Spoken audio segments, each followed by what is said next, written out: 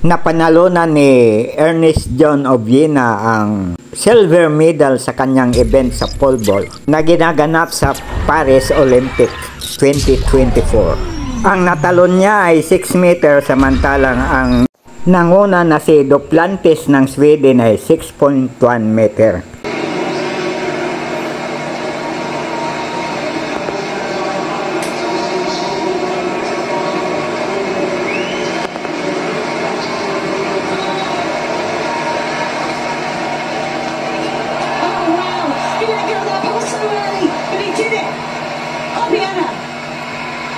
Second time clearance at 6 meters, equaling his own national record.